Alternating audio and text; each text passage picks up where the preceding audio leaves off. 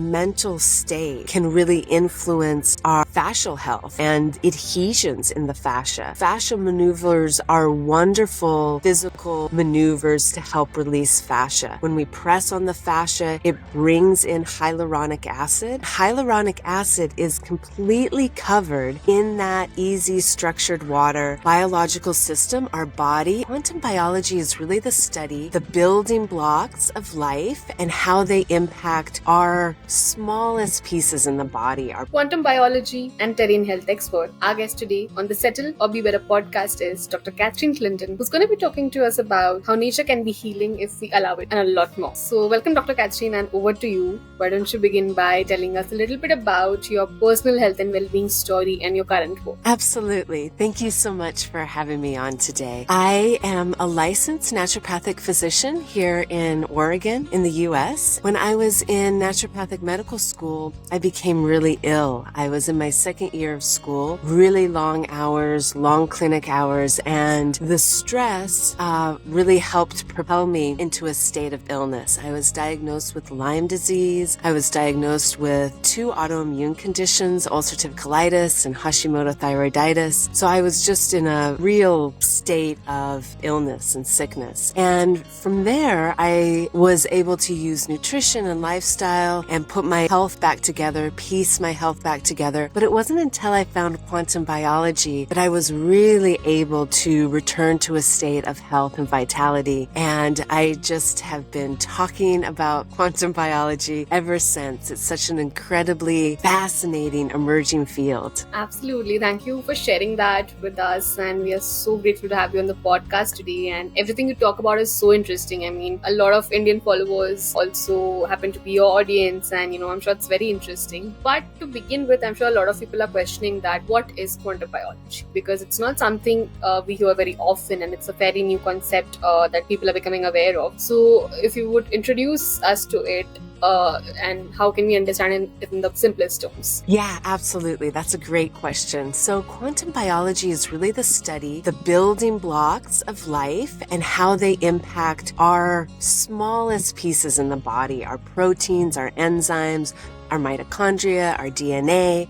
It looks at how electrons, how protons, how photons of light or phonons from sound impact our biology. It looks at fields of electricity or magnetism, scalar waves, waves of photicity, and that energy that comes from the flow of protons and how they impact our health. And it's absolutely incredible. We see that our biological system, our body, as well as other living things, plants, animals, they have quantum phenomenon happening in them. They have quantum tunneling, coherence, superposition. All of these things are working at a very small scale in the body. And what we learned in school and what's still being taught is this idea of a chemical mechanical model. So if we're healthy or we have a disease state, it's because of a chemical balance or an imbalance. And this idea, receptor and key, lock and key model that we have, where there are all these keys floating around, finds its receptor, it unlocks the receptor, and then biological action happens in the body. That is true, but underneath that, there is this field of quantum action that is initiating that model. And if you think about it, the body has trillions and trillions of cells,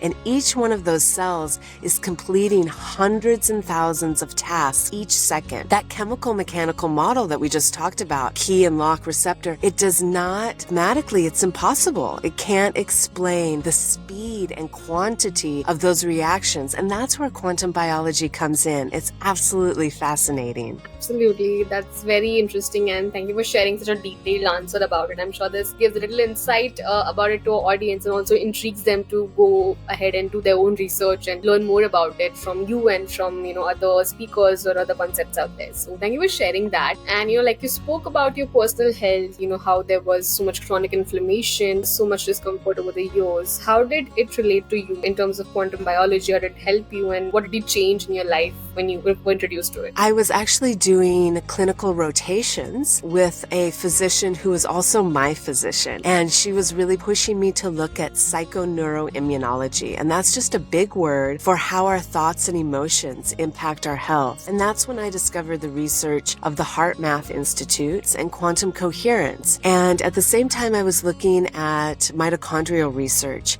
and I found a paper from a researcher named Martin Picard demonstrated how our thoughts and emotions impact our mitochondria. And our mitochondria are those little organelles inside of a cell that create ATP, our energy source. When there's a dip in ATP, then we have symptoms, disease starts to appear, and so blew the doors wide open for me. And then the last thing I found at that same time, I found research from UC Berkeley looking at the idea of quantum coherence in a living system, how proteins vibrate in a certain way to create this coherence that keeps a photon on its fastest path so photosynthesis can occur. So it really opened up my perspective to a language of frequency happening in the body, that it wasn't just chemical like I learned in school. There was this invisible blueprint that was guiding life, and I haven't stopped exploring it, from light to sound to the water inside of our body. It's just absolutely an incredible paradigm shift. Absolutely. And to break it down a little bit, I've heard you talk about quantum heart, quantum senses, and quantum fascia. So how can we understand this, and how does it relate to our health, and what kind of a view does it provide us to take further steps in improving our health? Yeah, absolutely. So our heart, well, all of these things need a little explanation about the water inside of us. So we're so used to drinking water, just regular bulk water. There is another phase of water. And when we talk about the elements in physics, we talk about solids, we talk about liquids, we talk about gases, but we don't often talk about that fourth phase of plasma, this energized, coherent matter. And inside the body, on our hydrophilic surfaces, our water-loving surfaces, the water that comes up to the surface of a cell, our fascia, our heart, blood vessels, all of these things are water-loving, and they create, as water comes up to the surface of them, they create a different organization. They create this easy structured water, or plasma water. It's more gel-like, it's more viscous, and what's really incredible is it can trap frequency information. It can trap light and sound and utilize that for energy. And as this structured water builds against our cell surface or our vessels or our fascia, it produces a negative electrical charge, and it kicks out a positively charged hydrogen. So it creates this battery, that separation of charge between the negatively charged water and the positively charged water creates this energy. And it was Gerald Pollack and his team out of the University of Washington that first identified this different phase of water. And he actually put an electrode in that negatively charged water, one in the positively charged water, and it was enough to light a light bulb in the laboratory. So that energy is used for biological function. I call it the water battery within us. So when we're talking about something like our fascia, when I was in medical school, fascia was that thin white covering that you would remove in cadaver lab to get to the real organ, the real thing, right? It was just thought of as the scaffolding, which it is, but it creates this fabric throughout our body, from our head to our toe, from our skin all the way down to our internal organs. And when you look at it, it, like a double helix created by our DNA, it creates a triple helix. And that triple helix creates a very small tubule. They're called tropocollagen nanotubules. They're really small, but they're stretching throughout our body. Structured water forms on the outside of them and on the inside of them. And that structured water and the positive water zone that's created right outside of it propels fluid, particles, protons, and energy and information throughout this quantum fascial network in our body. So something as simple as gentle movement, as yoga, just a walk, right? It doesn't have to be crazy, high intensity, Olympic training. Just gentle movement helps that flow of information through that fascial network. Going outside in the sun, getting natural natural light, staying hydrated, all of these things can help this quantum fascial information network in our body. It's absolutely incredible and a complete perspective change on the idea that fascia is just scaffolding and it's meaningless. Actually, it's creating this beautiful network, communicates with our cells, communicates with our immune system, our lymphatic system, which rids our body of any toxins. It's really important and underappreciated system in the body. Julia, it's really very fascinating, and correct me if I'm wrong, but I think from what I've heard before and from other speakers as well, that fascia also stores trauma in our body, right? Like that's where we store most of our trauma, and releasing it becomes so crucial, and it's a topic that not many are aware of. So how do you work on that? Like, is it something similar to fascial maneuvers that, we see the team from Human Garage talk about a lot, or like Gary Linehan, because we had him on the podcast as well, and in fact we did some fascial maneuvers together. So what is your idea of that? I'm sure that fascial maneuvers is still a very new concept for people, and doing that feels like you need supervision, right? You might not be able to do it the right way also. So what is your approach to it when it comes to trauma stored in fascia and release it in our life? Yeah, absolutely. That's a great question. And Gary from the Human Garage, we've teamed up. He does great work with his fascial maneuvers.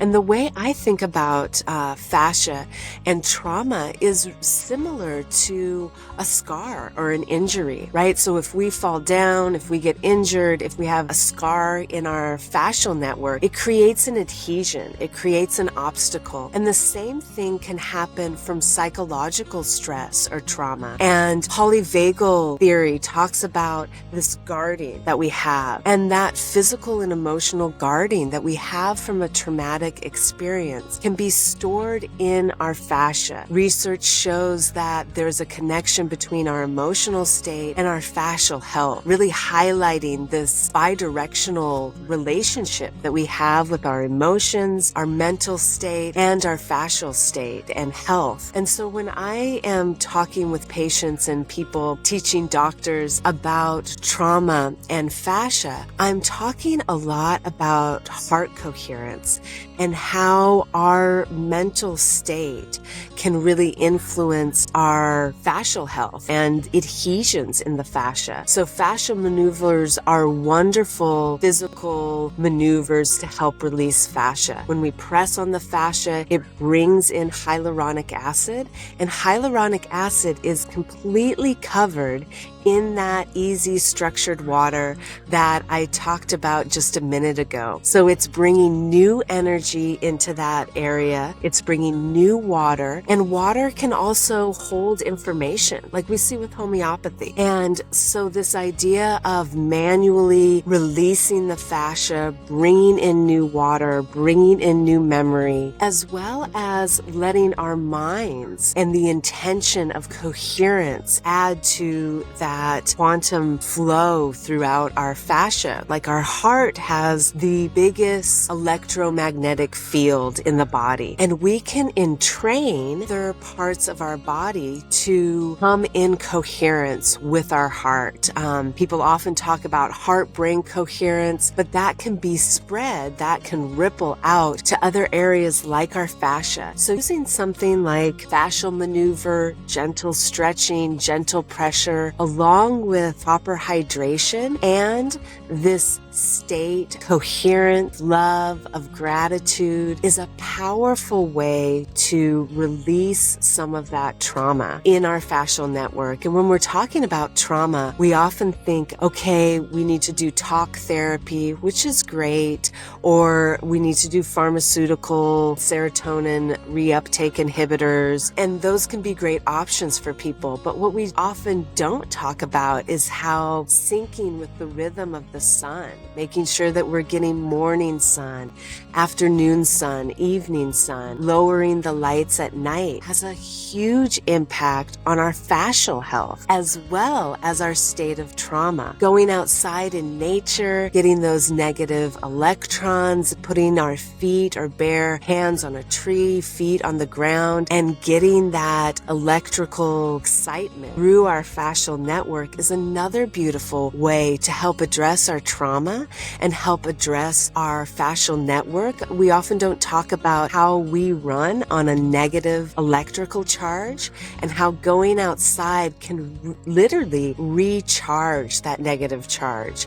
And so all of these things can be wonderful ways to address our fascial health as well as our state of trauma. Of course, that was beautifully explained. Thank you for sharing that. And it's very relatable because, I've had friends in their early 20s, have anxiety and they go to the doctor and they are on anti-anxiety meds from a very early age, right? Like in their 20s or even their late teens. The hard truth about this is that they're not suggested anything else before turning to meds. And these are some beautiful mediums to consider and to educate yourself about. Directly turning to meds and in such early ages can cause so many issues, especially for women as well, because I've had some female friends share the experiences of how it has affected their thyroid and so much more in their body because they were on anti-anxiety meds, right? So learning and educating about this is so important today. Yes, absolutely. It's so important. And I think that's why I'm so passionate about sharing this information, is because it just gives us more tools in the toolbox. It's not saying that way is wrong. It's saying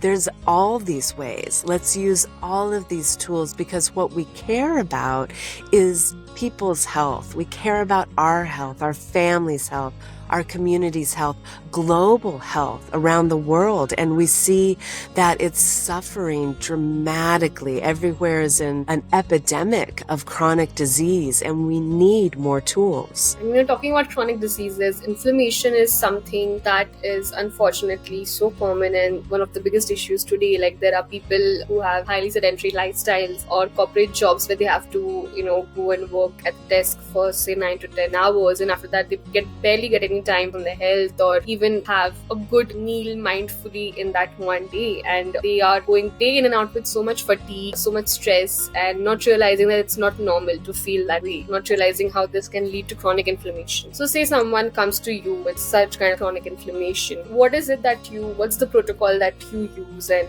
how do you what are some non-negotiables for you when it comes to working on inflammation? Absolutely. I think I have 3 non-negotiables. I am looking at, and it's so individual. So I look at a lifestyle, right? So I treat the person in front of me. And if there are things we need to remove, heavily processed foods or different things like that, I will do that. But what I offer to them is the sort of pillars of quantum biology. I talk about what I was just talking about with circadian medicine and how we absolutely need to align with the rhythm of the sun. Getting that morning sun is the stimulus for our hormones, our inflammatory state, our immune system. It was 2017 where 3 researchers were awarded the Nobel Prize for their work on circadian genes.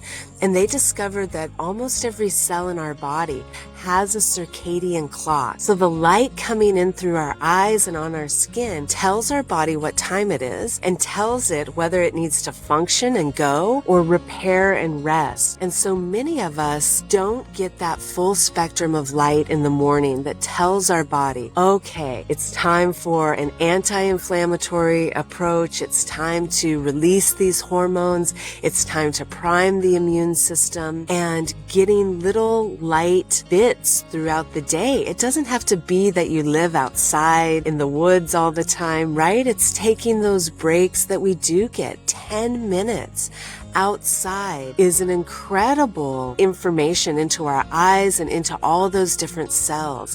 And when we think about how each cell is driven by the light in our environment, that means that our cardiovascular function, our respiratory function, our digestive function, immune system, inflammatory state, hormonal state, all of these things are being driven by the light in our environment.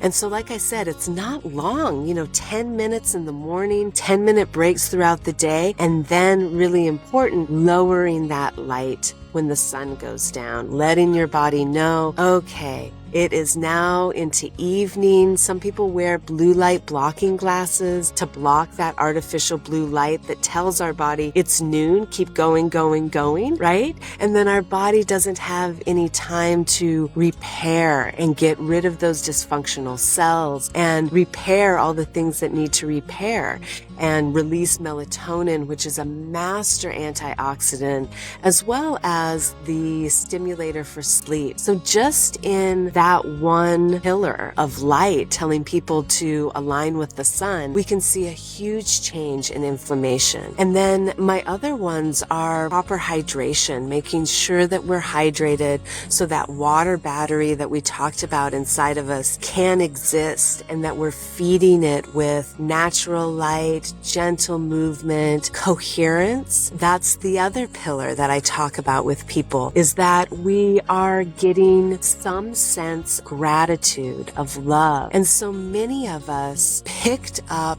a internal train of thought that wasn't healthy, right? Many researchers have talked about how we can pick up this subconscious train of thought before the age of 7. And it's usually an authority figure that was criticizing us, and that criticism just lives subconsciously day to day. So even if it's gratitude for your own being, love for yourself, that emotional state, even coming into that emotional state with some deep breathing, thinking of something that makes you grateful, thinking of something that makes you feel loved or gives you a sense of awe, that can completely change our biological state within just a minute or two, which is actually the fastest way of all of those things I mentioned to affect our health. So those are really my non-negotiables. Have to talk about light, have to talk about water, and we have to talk about the frequency and coherence of our thoughts and emotions. Absolutely. That was beautifully explained, and it's very relatable. It's not something that's very complicated to implement in our lives, and it's just a few simple steps every day, and however we can accommodate it. Because when we think of inflammation and just the general public talking about or thinking about, oh, I want to decrease my inflammation, I want to work on it, there are two options for them. One is either they would go to a doctor and they would expect meds to be given to them or a lot of treatment to go under, and the second one are the natural ways. But most people run away from naturopathy doctors because they think that, oh, this person is going to ask me to go and live in the woods and bathe in waterfalls every day and be away from the city and just settle outside. But it's not true. I mean, there's so many simpler ways to do it today. In fact, corporates today have also made their sites beautifully exposed to the nature. They have gardens, they have so much exposure to light where people can take a walk after their meal in the afternoon or get the sun in the morning and probably walk barefoot on the grass, right? But we don't choose to do that. I'm sure being more aware of this can help us in the long run. Yeah, absolutely. It's really the simple things that can be so powerful, and I think that's why we are in this epidemic of chronic disease, because we've walked so far away from how we have evolved over millennia. We evolved by waterways, drinking this live water. We've evolved out in the rhythm of the sun. We've evolved in communities, and safe communities, loving communities that foster this sense of coherence and community. And all of those things, our modern day life really acts as an obstacle to all those things. So it isn't, naturopathic medicine isn't asking you to do all these things or buy all these expensive devices. Really, the core of it should be returning us to our true place on this earth. And that is in the world around us, right? It's such powerful medicine. Lastly, talking about nutrition. I know that nutrition is such a conflicted topic. There are food wars everywhere about what to eat and what not to eat. But what is your view on it, coming from the studies of quantum biology and your own experiences? Maybe it's not a particular way of eating, but how we approach any way of lifestyle or food that we choose, maybe for moral reason, maybe for health reasons. But what is your view on it? Yeah, absolutely. That's a great question, because there are so many different takes. And there are so many different individuals, right? We all have sort of different needs when it comes to diet. But I think that we can all agree that organic food that is not sprayed with herbicides and pesticides and glyphosate is going to be a better option. And local, seasonal food actually holds within it more nutrition. We know that, but it also holds light in it. There's something called biophoton emission. And all living systems, our body, plants, animals, they create very weak light emissions called biophotons. And when you're eating local seasonal food, doesn't matter if it's summer and very sunny or if it's the winter time, that local seasonal food that's being grown during that season is going to have more biophotons in it. It's going to have actually more light that can be used for energy in the body. So eating organic, eating seasonally and locally. And then I think that really making sure that whether we are vegan or vegetarian or omnivore and eating meat, that we're getting a lot of different fruits and vegetables and color in our diet. When we look at diet, a quantum biological perspective, we see that polyphenols in our food that come from color, right? Those beets or pomegranates, or all of them, all the different colors, yellows and greens and reds and blues, from blueberries, a purple from eggplant. I mean, so many different sources of these colors. Those polyphenols actually have electrons that can be excited, that can carry energy. So we're not just talking about chemically how flavonoids and polyphenols can be very anti-inflammatory. We're talking about this language of frequency and how that food, how polyphenols and food rich in color can actually be excited, and those electrons can disassociate and go throughout the body and be used wherever that energy needs to be used, which is a completely different way to look at nutrition. So I'm always talking with people about making sure they have lots of fresh, seasonal fruits and vegetables and a lot of different color and variety in their diet. It's very true because, correct me if I'm wrong, but gut microbiome, just like us, loves variety, right? We cannot just keep on eating one simple meal or one exact meal for the rest of our lives. Just like us, I think our gut microbiome also is benefited by a variety of elements that we can add, but of course the healthier ones, the naturally sourced ones. I think that's something I read in Dr. Mindy's book Fast Like a Girl, where she explains beautifully how the gut microbiome is benefited by the variety of different fresh vegetables and fruits and legumes that you can add to your diet, right? So that's very interesting. Yeah, absolutely. And it's incredible to look at the different relationships that the microbiome has.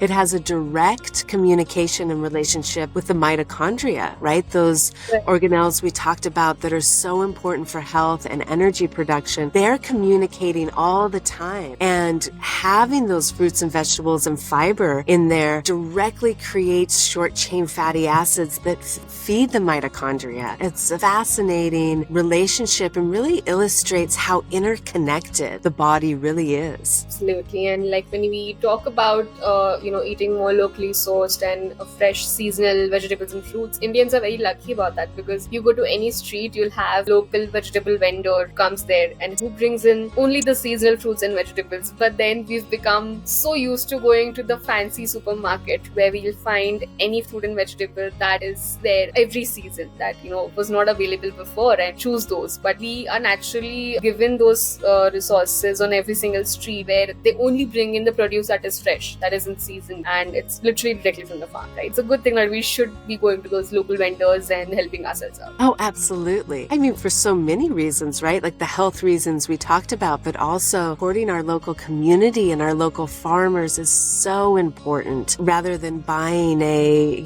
pineapple from Hawaii or something, we need to be really fostering those relationships with our farmers. And those farmers are doing an incredible job of keeping our soil healthy, which is so important to our health. I mean, it's all an interconnected web, and I couldn't agree more. Yeah. That was amazing. Thank you so much for sharing all this with us. And this brings us to the end of the episode today. As we conclude, do you have any last messages or thoughts to leave us? I just thank you for having me on, and I encourage everybody to, if there's something that piqued your interest, take one step forward, learn a little bit more about it. You can find me. I'm on social media, my website, all of it is the same. It's just Dr. Catherin Clinton. I love to share this information. I have lots of free resources, so please feel free to reach out and learn more. Absolutely. We'll have the links in the description below, a link to your website and your Instagram, and people can definitely reach out to you, learn a lot more from you about quantum biology, which not many people are talking about in so much detail. So I hope that they reach out to you and get to learn a lot more from you in the future. Thank you so much once again for being here today and gracing our podcast. Well, thank you so much for having me. It was an absolute pleasure.